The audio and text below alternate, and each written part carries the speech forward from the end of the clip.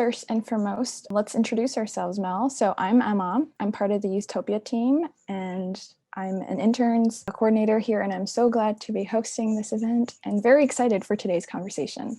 On to our speakers. Okay, so just a disclaimer, Vanessa, you are here today and joining us, which we're so excited, but because we didn't hear from you, we were worried that you wouldn't be joining us, as we know Earth Day is busy for every change maker. So the ones that are here as well, we have 4 speakers today. We have Marina Melandis, founder of Youth for Nature. We have Nesha Ichida from Indonesia Manta Project, and has a very cool title, which I love and will share with you now. She is a marine conservation scientist, everyone. So we have her joining us, and Reece Slade, who is the founder of Earth Kids organization, and Vanessa Nakate. So let's go ahead and have them introduce themselves with Vanessa, and go ahead and please. Thank you very much. Happy to be speaking with all of you today. My name is Vanessa Nakate, and I am a climate activist from Uganda and also the founder of the Rise Up movement. Excited for the discussion at the webinar. Thank you so much for joining us, Vanessa. Who wants to take it next? I'll go. Hi, everyone. My name is Nesha, and I'm a marine conservation scientist currently working under Thrive Conservation, or Indonesian Manta Project. I focus on shark and ray protection, marine protected area management, and community-based marine conservation in Eastern Indonesia. Thank you, Nesha. How about Reece? What about you? Hi, everyone. I'm Reece Slade. I'm from South Africa, Cape Town. I'm a 17-year-old children's rights activist, and I'm the founder of Earth Kids Org. And we focus a lot on sustainable education about sustainability and recycling for young people. So I'm very excited for this talk today. Well, we're very excited to have you today, Reece. Thank you for joining us. And a fun fact, guys, prior in our speakers briefing, we were told that currently a math class is being missed for this workshop. So we're very, very happy that you're taking the time to spend with us today, Reece. Over to Marina. Hi, everybody. My name is Marina. My pronouns are she, her.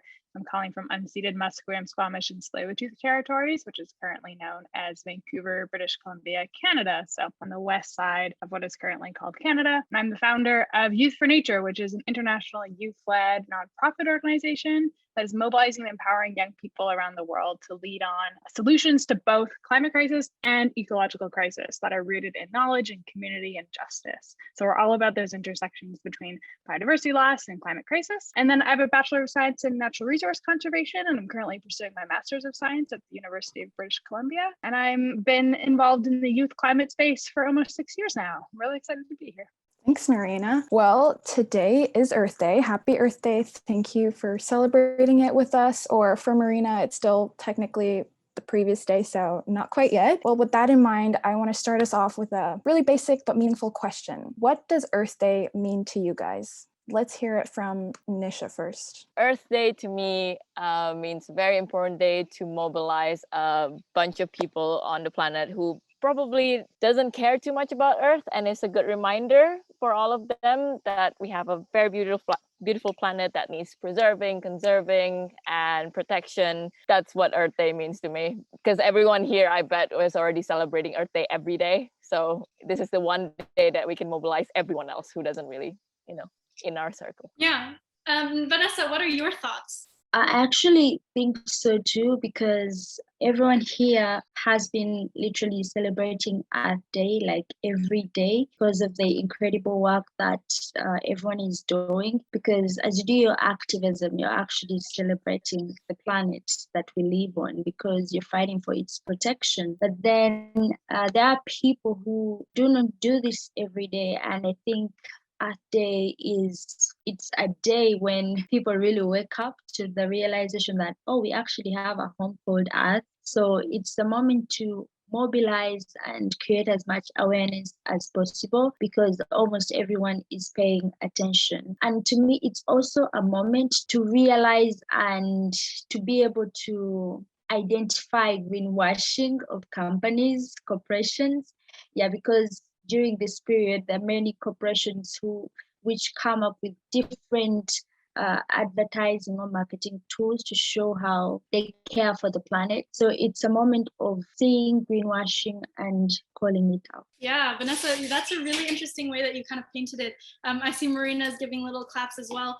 It is that like filter moment, right? Where you really can see the true intentions and the alignment of many people on this Earth Day. Marina, how about you? What are your perspectives? Yeah, totally echo what both Nesha and Vanessa just shared. It's an opportunity to grow the movement, right? I think it's also an opportunity to like connect across fields and disciplines and start to build like more radical collaborations with folks that maybe otherwise wouldn't be celebrating Earth Day every day, but now is an opportunity to sort of bring them on board. But I also think, at least when I think about Earth Day, I think about how we've been celebrating Earth Day for 51 years now. And it's just a bit of a stark reminder that there is so much work to do, that we have had to have like official Earth Days for over 51 years, and we're still not on track to meet any climate or ecological goals. So it's a bit of a reminder of the work that we need to do, but also an opportunity to bring a bunch of people on board so that we are able to do that work and be stronger for it. Yeah, 100%. Reece, what about you? I completely agree with what everyone said. And I think just to add, I think us as activists, especially for the earth, we're always preaching sustainable ways to be living and things that people should be doing. But sometimes we find Earth Day is the only day people will listen to us. So I think it really is a great opportunity to encourage people who haven't been exposed to different sustainable habits to adopt those habits and then try live them for a day and hopefully continue with them. And that's actually, you know, what Utopia is all about. It's mobilizing young people coming together so that we can accelerate this change. And that is something that was a common thread in all of your perspectives or reflections on Earth Day, is that, you know, there is this urgency for time. We have been doing this for 51 years almost, and we're still not on track. We still have to make more serious changes. So let's paint a picture for our audience today about what some of the biggest threats for our environment are today. Do we want to start off in Uganda? Vanessa, tell us, what are some of the biggest environmental threats that you're facing there? Thank you. In my country, the climate crisis is not something that we expect in the future. It's something that people are already experiencing right now, because with the rising global temperatures, there are disruptions in the weather patterns, and we are receiving shorter and heavier rainy seasons and hot and longer dry seasons, meaning some parts of the country are experiencing extreme rainfall coming with extreme flooding and landslides, while others are experiencing terrible dry spells. So Uganda as a country heavily depends on agriculture for survival, and this means affecting people's farms, affecting the availability and access to food, because a lack of rain means hunger, starvation, and death for many people. And also too much rain means hunger, starvation, and death for many people. So I see that because of the floods, the landslides, and the droughts that are happening, it's really affecting the availability of food for many people. It's affecting the availability of clean water for many people and access to clean air as well, because even the air itself is polluted. But then these are what I call, the statistics everyone talks about. That's the floods, the landslides, and the droughts. But then there are more deeper impacts that we never hear people talking about, like what happens to a family, what happens to an individual after they experience these disasters. And I choose to call them like the secondary impacts. I come from a country whereby there are really strong gender roles, and women are expected, to have the roles of providing food for their families, collecting water. And this means that in case of water scarcity, they have to walk long distances to collect this water. They're exposed to gender-based violence, and also in terms of education, if a family can't take care of the children anymore and take all of them to school, there are strong patriarchal systems. The boy child will be favored more than the girl. So meaning girls stand a high risk of dropping out of school because of climate change, and also being forced into early marriages. So it's all the droughts, the floods, and the landslides leading to early marriages, leading to gender-based violence. So to me, the climate crisis is affecting every sector of the lives of the people in my country, in that we won't be able to eradicate poverty if there is no climate justice. We won't have gender equality if there is no climate justice. We won't achieve zero hunger if there is no climate justice. Yeah, Vanessa, you just jumped to the next question as well, of like the intersectionality of this, right? How interconnected actually all of this is. And I think I'm curious to hear from the other speakers as well. Do you feel like in the last several years there has been a movement where people start to understand this connection, or are we still far too behind where people are labeling climate change as just an environmental issue and not seeing the beautiful picture that Vanessa was painting, that actually everything is interconnected? We won't have environmental justice if we don't have social justice. What do you think? Who wants to take this? Go, Reece. Sure. So actually, I completely agree with the statement, and especially in the context and continent of Africa, in South Africa. Actually, in my city, Cape Town, for the last 2 days, there's been a fire in the city that's burned down part of our university, which has been absolutely devastating. And we see it completely linked to social justice, because the trees that were burning, fires are normal in Cape Town for the growth of our indigenous plants.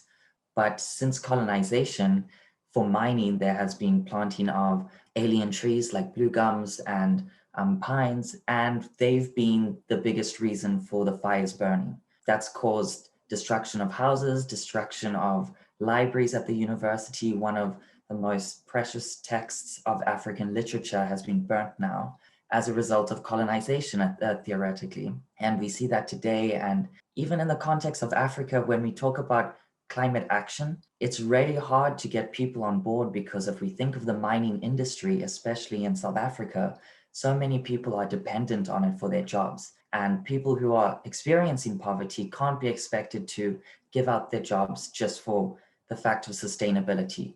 And we really have to look up to the big shots, the people in charge who are exploiting the working class for these reasons. And we need to establish that social justice before we can actually move forward for sustainable ways for the environment. Let's pass it on to Marina. What do you think? Do you see any prevalent or perhaps even like slept on intersectionalities? Environmental challenges don't occur in a vacuum, right? They're the direct consequences of oppressive and unjust social and economic systems, which, like, to paraphrase you, Vanessa, we can't have climate justice without social justice.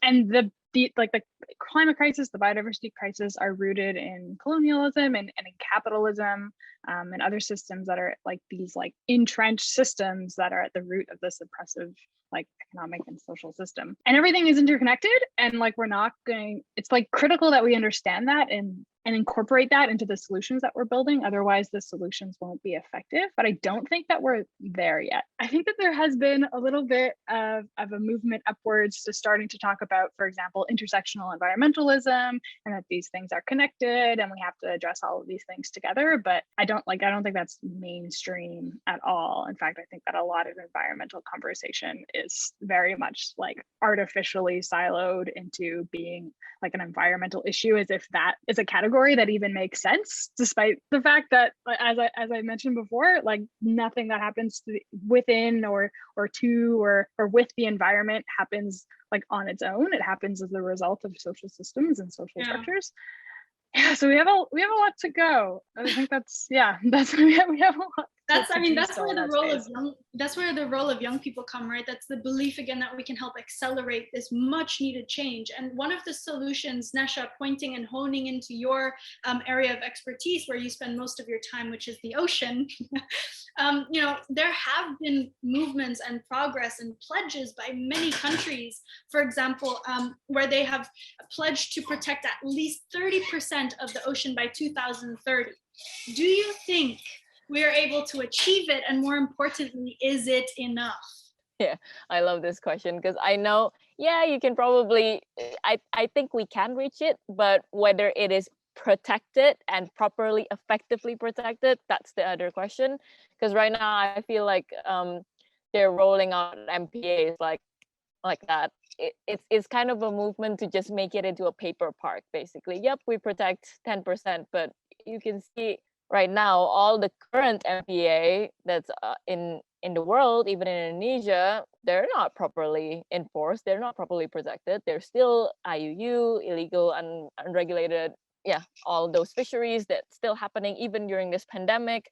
That's one of the things that had a drawback as well, which is everyone's at home, all funding stops, enforcement stopped, more illegal fishing even rolled into Raja Ampat, which is one of the most successful marine protected area in Southeast Asia, and decades of work to build back that fish stocks and fish population gone in just like that within a year. So we can reach it, but whether it's going to be effective, that's another question. That's the real work to be done. Yeah, and that's, I think, the most frustrating part about our work as change makers on the front line is we're working so hard to get these policies or these regulations actually implemented so that they change everyday habit.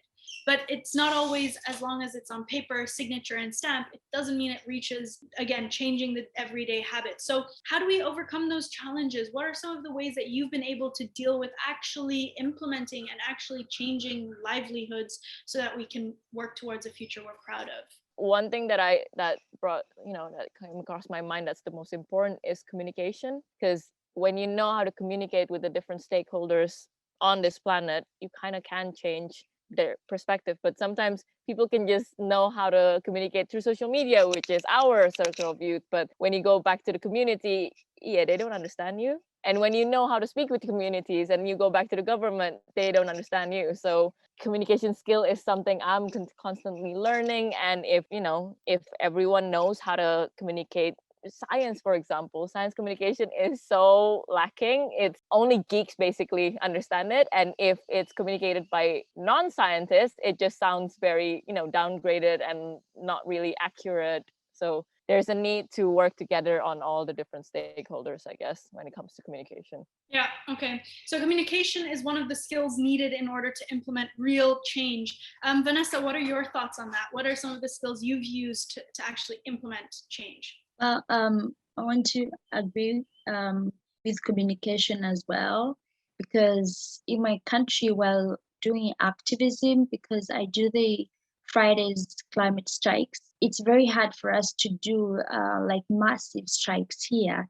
It's actually risky, and it's also hard to obtain those permits. So what we've been doing is going to schools and speaking with students, especially in primary schools, about the importance of conserving the environment and what they can do. And of course, when we go to the schools, the language that we use on social media is not the same that we use in the schools, because the children won't understand 1.5. I've never heard of it before. It took me my whole years of study, and I didn't know what 1.5 was. I didn't know about the Paris Agreement. I didn't know what climate change really was. So I don't expect someone in primary school, in my country, or secondary school to know those really scientific terms. So that is where the language really changes in how we communicate. And also we've done reach outs in communities, and we believe that community involvement and also getting the ideas and knowledge of people especially in the rural communities, is also important in our activism. And again, the language changes from what we carry to school and also from what we carry to social media. And to them, they want to understand what do you mean when you say climate change? And the answer they want to hear that it will affect the food that you grow, it will affect your farms, it will affect the water that you drink. So it's a conversation of the basic or necessities of life, that is how they understand it. And also through reaching out again in schools, we started a project that involves installation of solar and eco-friendly stoves in schools, and this was to help drive transition to renewable energy. And it's also a moment to talk about the various forms of energy and the better forms of energy. And also for the eco-friendly stoves, almost over 90% of the schools in my country use firewood for preparation of food.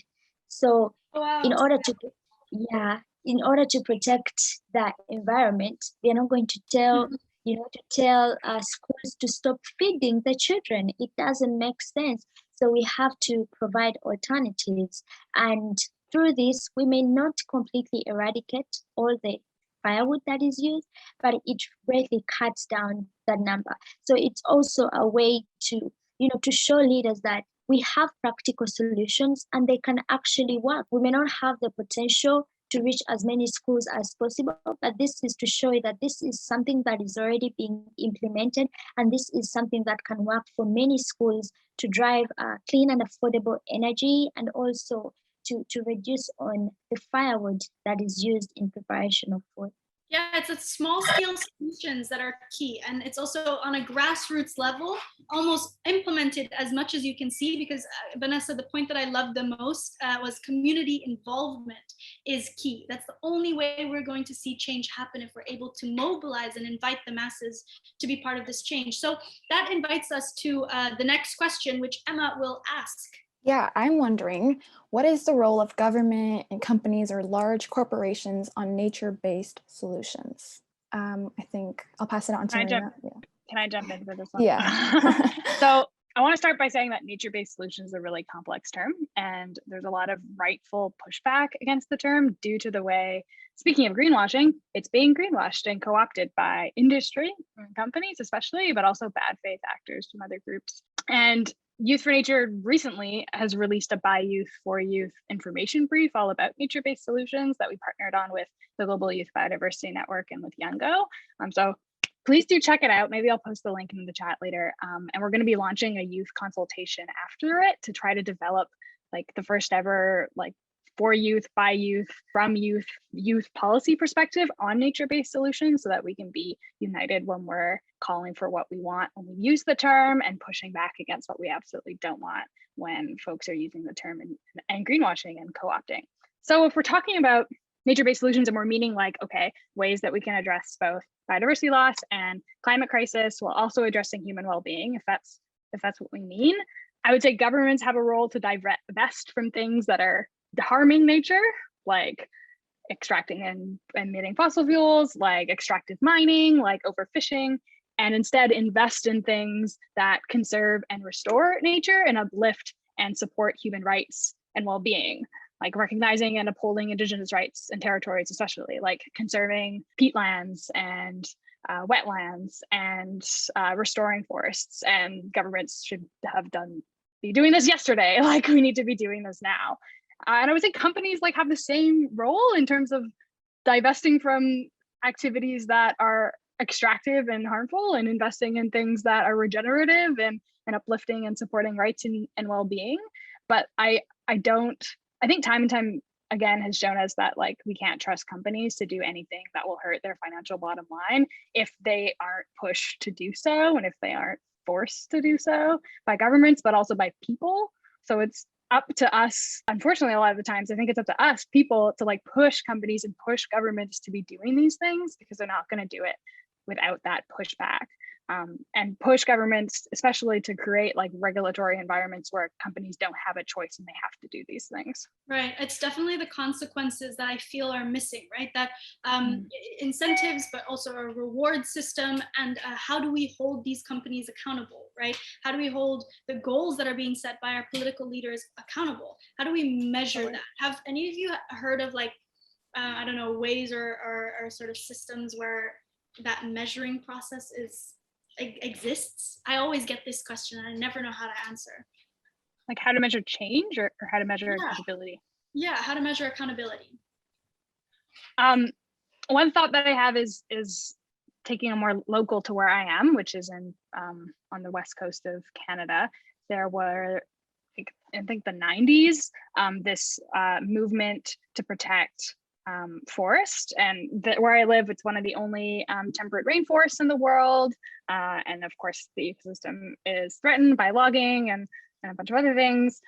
So there's a push to protect those trees and those forests, and one of the ways that they did that was by boycotting the products of companies that were logging and using the trees for things like toilet paper stuff and things like that. And it actually kind of worked. Like that boycott ended up being a sort of accountability measure for corporations and in the language that they speak, which is for their financial bottom line and their profits, when they're realizing that, oh, maybe logging from these like critically endangered ecosystems is not viable anymore for our bottom line. So we're gonna stop. So that's like a bit of a success story. However, I feel like I think these things are important and we should do that, but like I don't know, I don't think it should be, onus should be on people to push companies to make choices that support human well-being and support like the planet, nature, and people together, because like that's a big onus on us, and I feel like that doesn't make sense. And these things should just, I don't know, I get frustrated when we talk about like ways that we can push companies to change and do better by like changing the way consumers are acting, because I feel like that's just like playing into the system that is fundamentally like broken, or it's not even broken. It was designed to do this. It was designed to operate in this way. So like, what is the actual answer? Consistent and collective action. That is the answer. Consistent collective action, people-powered movements. And we're starting to see some changes in the way that like we talk about climate change more in a mainstream way, but like I think there's still like a lot of work that needs to be done. But there's so many of us that are like willing to do this work. Yeah, and you're right about that. You know, there is a long list that we need to do, but there is so many of us. And Nesha, I see you wanting to jump in as well. So curious to hear your thoughts. But isn't this back to what I said about communication? Because what Vanessa said, how do you pique interest of the local communities about climate change? Yeah, you say that climate change will threaten your food and everything. You can't say that to a company or a government because it doesn't register in their head. Yeah, I'll still get food, I'll still make money. So that's back to like, there must be a way to communicate it to companies to, you know, pique their interest on increasing their economy, on, you know, if you actually invest in climate solutions and all that. Yeah, no, I think just kind of while we're on the topic of corporates, and Vanessa earlier mentioned, you know, greenwashing. Let's dive deeper a little bit into this topic. Can you elaborate more with us, Vanessa, on your thoughts about greenwashing and how we can easily detect these sorts of instances when companies go out and publish a campaign, or how do we spot those things? Well, I think I can do that by giving you an example. So when you go to Total Oil Giants Twitter, I think their cover picture says net zero by 2050, making things better. And they've been making quite a number of tweets about the trees they're going to plant and how much they're going to, you know, reduce CO2. That's why I really agreed with what Marina said. Nature-based solutions are good, but corporations are really using them for the wrong reasons. And Total is currently, it's signed like a go-ahead of constructing the East African crude oil pipeline, which is going to run from Uganda to Tanzania. And it's going to go through the largest lake in Africa, that is Lake Victoria, and run through more than 200 rivers while destroying various wildlife habitats. So this is what Total calls making things better. So when you look at what Total is talking about, and then you do research about what it is actually doing, you realize that these are all just marketing, you know, tools, or to show that they're actually doing things. When they say going to 50, that only means more 30 years of environmental destruction, more 30 years of harming communities in my country because of the oil extraction. And we on Rise Up recently, we made out a tweet to them calling out their greenwashing, and then they responded about how they're going to, you know, construct the pipeline in an exemplary manner, how they're going to put into consideration biodiversity and environmental threats. And we definitely had a response for them, literally calling out their greenwashing. So I think the best way to notice greenwashing, especially from corporations, these oil giants like Shell or Total, when they share something about what they're doing for the environment, go and search out what they're actually doing to destroy the environment. That is the best way to, you know, to to fight back at them and expose what they're doing.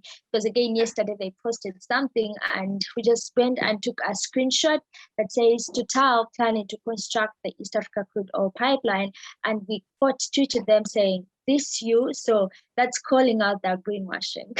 I think that's the only thing at the moment which I feel so much hope in, is actually calling out and on the masses being able to share the right stories and just empower people with the knowledge. Reece, do you have anything that you would like to add on the topic of greenwashing? I saw you nodding there as well a couple of times. Yeah, with my work, I definitely feel it's a lot more grassroots, but then obviously we're always the subjugated to this topic, and we're the ones who experience it.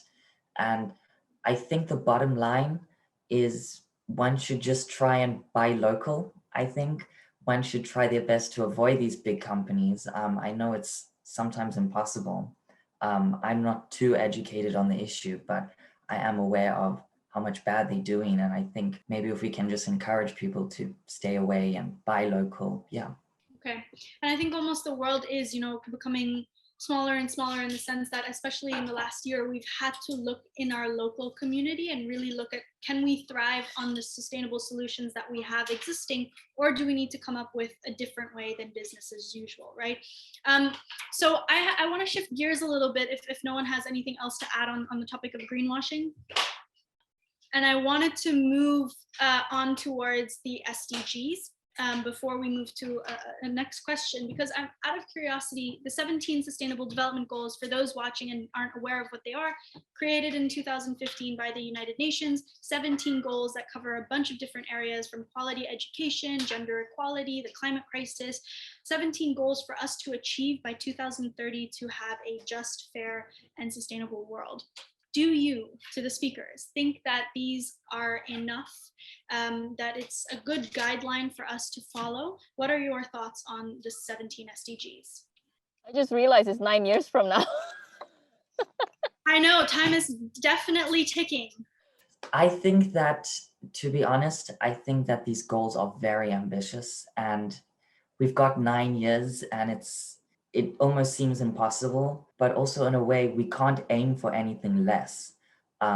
If we aim for anything less, it's going to be the worst outcome and a world that's not sustainable for anyone. So I really think it's our only option at the moment, and we have to aim for these things, whether it's in the form of a goal or not. It's still something we have to work for and something that needs to be addressed. I know, I think that's a nice line of, like, we can't do anything less, right? It is ambitious.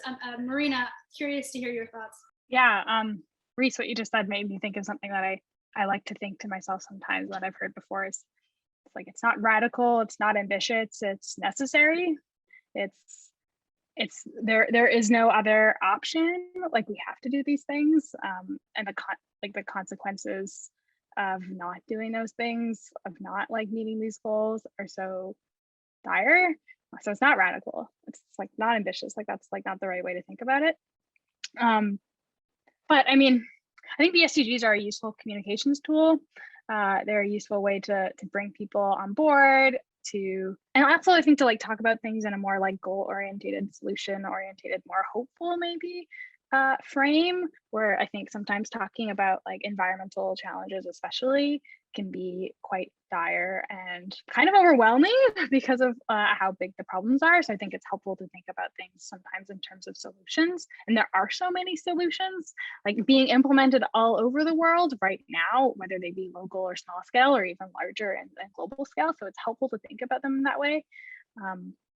But they're also just goals. They're not legally binding. There isn't really any accountability mechanisms built in. They're just lofty, necessary, but also kind of lofty goals that are written down that countries sort of sign on to, but nothing actually bad happens if we don't meet them in the sense of there's no accountability backed in. So I also need to think about okay, how do we actually make these goals happen?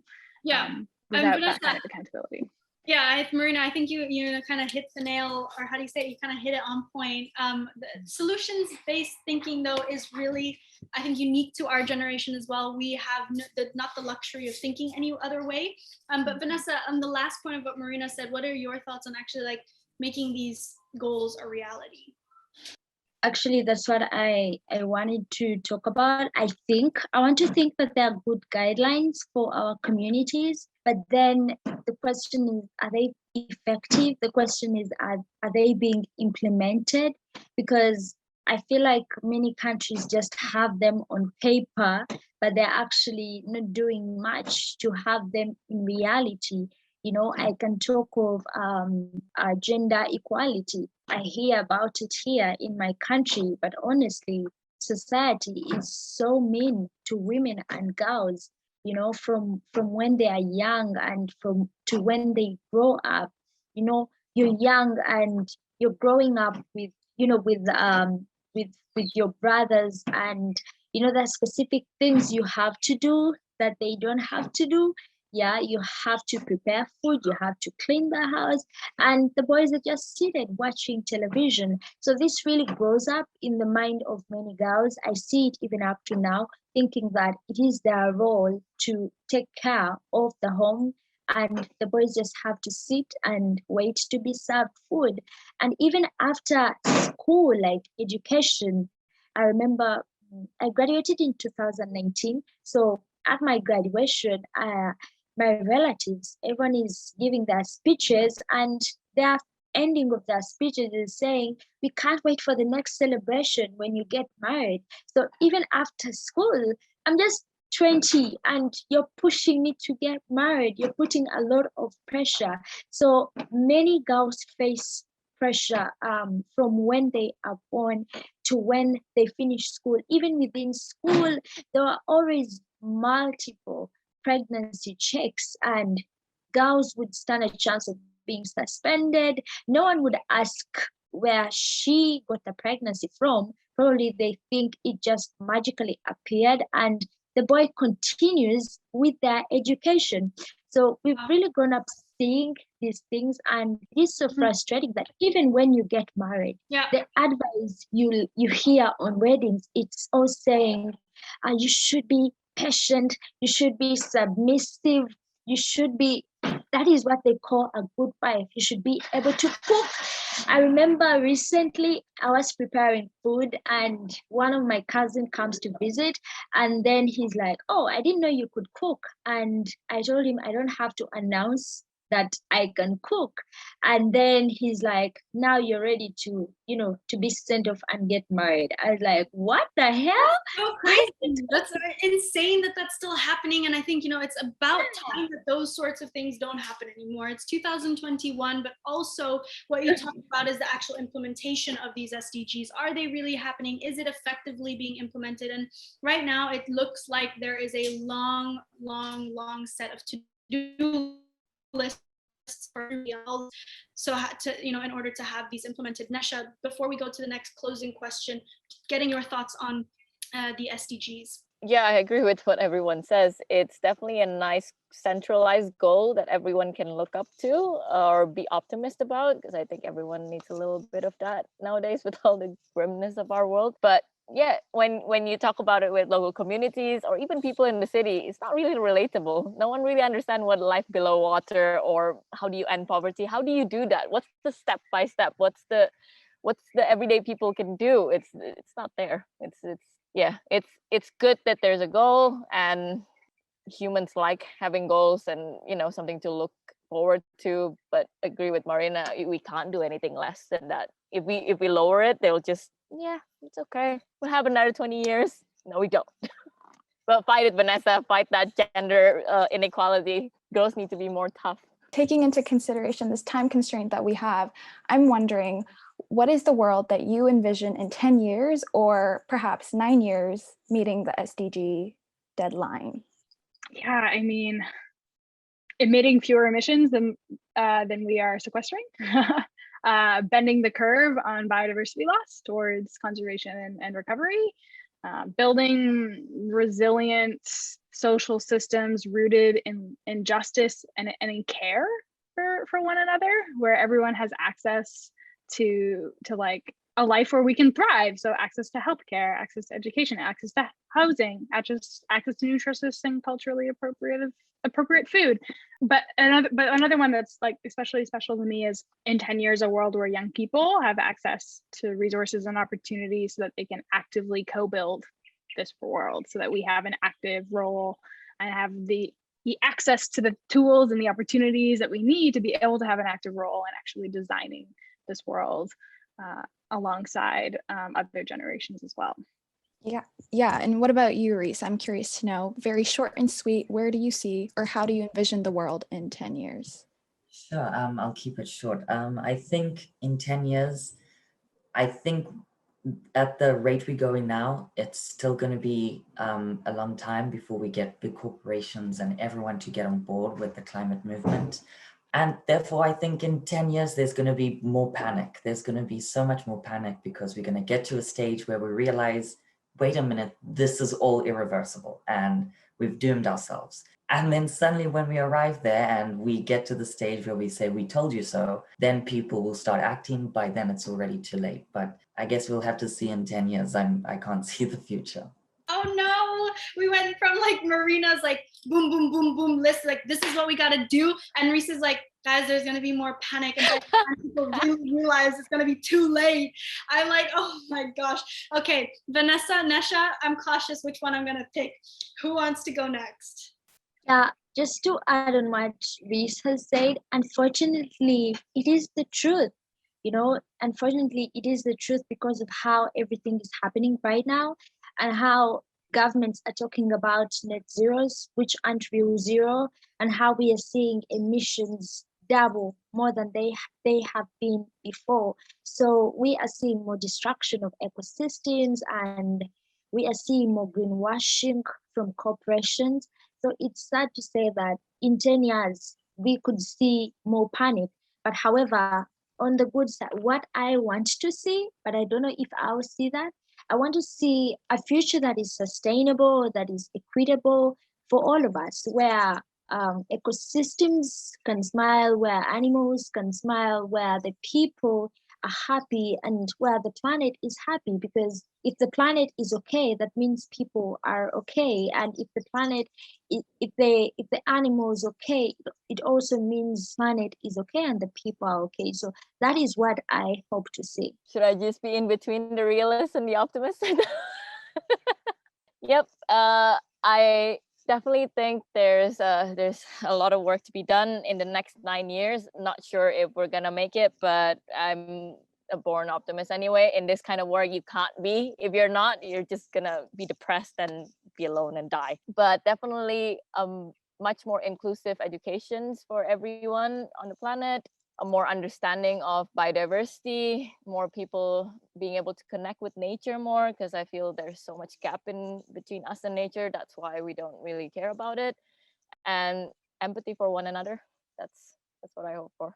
Beautiful, beautiful. And now as we're wrapping up, I want to ask everyone one final last question, ending on a good note, hopefully. I want to ask you guys to share some tangible actions that the audience can apply in their lives to start and kind of carry out Earth Day every day. What you can do to celebrate Earth Day every day. Yes, and also, if you could also include what you are personally doing out of curiosity for Earth Day. Be more aware of what you buy, what you eat. That's what you can do for Earth, for our planet, for everyone. I guess being more aware helps with our planet, because right now it's a lot of ignorant on this planet. That goes to me as well, I guess. Reducing emission. I can't really when it comes to flying because it's part of the job, but I'm trying my best to fly less. We're living in an island country. That's true. Yeah, reducing basically my meat consumption. It's already very much reduced. I'm a pescatarian, but still. Yeah. Okay, cool. Thank you, Nesha. Vanessa, over to you. Well, thank you. I love that question because it's an opportunity for people to know what they can do. I also don't love it because corporations take advantage of it and really put responsibility on individuals and not on themselves. And yet, almost all the emissions that we are facing right now is because of corporations. So I think what individuals can do, the first thing is to join the fight to abolish the fossil fuel industry, as it is responsible for the climate crisis. Really, if our cities are sustainable, if our cities are resilient, then it makes it much easier for us to live, sustainably. If the food systems are more animal based, it also makes it easier, for us to live more sustainably. So I think the most important thing is joining the fight to put an end to the fossil fuel industry. Demand more. Definitely. And Vanessa, I think I have a love-hate relationship with this like one action sort of question, right? But I also think that there is two ways to answer it: as an individual, but then an individual as a CEO, a general manager, a teacher, a young change maker. We all have a responsibility and a role. So very, very great way to answer it, of just getting involved and going out there. Speedy round back to whose turn is it now? I think Marina. Yeah, I also was snapping my fingers a bunch because I also kind of hate this question, because I'm like, there is no one thing for us all to do, because we're all different and we all have different skills and different interests, and that's good though, because we need everybody and we need every skill and we need everyone who is in every field to be involved in some way. So I guess my suggestion would be what do you love learning about and doing, and what are you good at, and what are the needs of your communities, and what are the movements that are already happening around you that need your support, and how can you help those movements, and what can you do to support those movements? So going back to people powered collective movements, collective consistent action being the thing that we need to do, how can you join the movements that are around you and the skills that you have that you can contribute to those places and peoples and movements and collectives, because we need everybody. We really do. We need everybody that has every source of knowledge and every different skill. So you have something to bring and you are of value. So we need you. So sign up, join the fight, to paraphrase you, Vanessa. And then the other question was, what am I doing? Was that another question? Yeah, I mean, do you have a commitment that you're doing this Earth Day? I'm going to say this out loud in hopes that it actually happens. Take burnout seriously and prioritize self-care. I think that's important too, because the space is hard. This is a really hard space to be in, personally and as collectives and as communities, right? So taking self-care seriously, and by self-care, I mean surrounding myself with my community and supporting them so that they can also support me. Beautiful. So that we can do this work. Beautiful. I love that one. That hits close to home. Self-care, Earth Day, such of importance. Self-caring right here. Yeah, exactly. So jealous. Reece, over to you. I also think I'm doing some self-care, taking off some break from maths class. But anyways, I think also one thing, especially for the people watching, youth really need to realize their power, especially on Earth Day, and realize how we can be vectors of change in our community. I know we've spoken a lot about climate change and nature in general, but going back to my project, sort of the focus on pollution and recycling, a lot of the stories we find, our sort of target market, or who we work with, is children between the ages of 3 and 6. And we teach them how to recycle. And although at that age, you don't necessarily have the greatest understanding of the whole system, it's still the best age to create change in your community. And we have stories of a little girl who was at home, and then her mother was about to throw away a milk bottle, and she said, hi mama, we must take that to school, to the eco bin, so we can recycle it. So I was really inspired by that story, and it just shows how the youngest people who have the freshest minds can change so much in their communities. And I think we can really own that responsibility. And yeah, we can change the world. And my personal pledge, I think, I really want to focus on my fabric consumption, because I've now learned a lot about how fabric is so bad for the environment. And I really love to recycle. And actually, for my project, what we're planning to do, we make early childhood development games out of recycling. And what we're planning is to use old clothes from different local stores that have old fabric or cut-offs, and we make them into bean bags that you throw. And then children can use that for their gross motor development and all sorts of things. So Oh my finding gosh, Reece, ways to, yeah. That's so cool. I'm sure everybody is super busy on Earth Day, so I don't want to take too much more of your time, but we did have an impromptu guest who has joined the webinar that would like to share his opinion. He's probably one of the youngest viewers at the moment. So Oscar, over to you for a quick round, 1 minute intro and opinion. Okay, so I'm Oscar from Keep Bali Clean. I've been doing like environmental stuff in Bali, teaching the young kids to be more careful for the environment and how dangerous is plastic. And I think the most important thing is calling out people that what if they're doing something wrong towards the environment. Like if you live in a neighborhood where people are burning their rubbish, you call them out saying, "Hey, this is bad. This can give you lung cancer."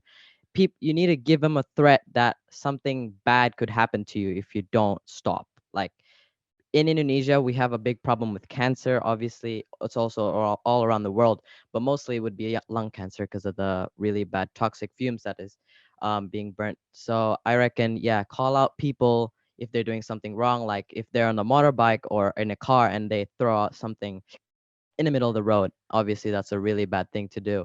So I recently caught someone throwing out their trash out the window, and I told my mates behind me, "Hey, beep." So we all beeped together, and I told her to pull over, and I was like, "Hey, you want to pick that up and take it?" And she was like, "No." I was like, "Why not?" "Hey, kid, go pick it up." And it was like, and everyone in the sitting at the back was like, and I was like, "Yeah, okay, we all saw that." So I reckon calling out people is the most thing, and to yourself too, call out yourself. You know, you're not supposed to be doing that, so don't. Like you're like if you're buying a food, for example, and you have no storage, go back. Don't, you know, don't grab something that's not good for yourself too. Amazing, Oscar. I think that was a really strong reminder as well that we can keep each other accountable, but we also have to keep ourselves accountable. And that was a beautiful reminder, Oscar. Thank you for everything that you're doing as a young change maker here on the island of Bali. And thank you for joining. To all of you, have a beautiful Earth Day celebration. Remember that this is an opportunity to see who is active, who is on the ground for the right reasons, and just let's empower each other so that we can work towards a future that we're proud of. Thank you to Vanessa, Marina, Nesha, and Reece for joining today's Youthtopia Talks. Thank you, guys.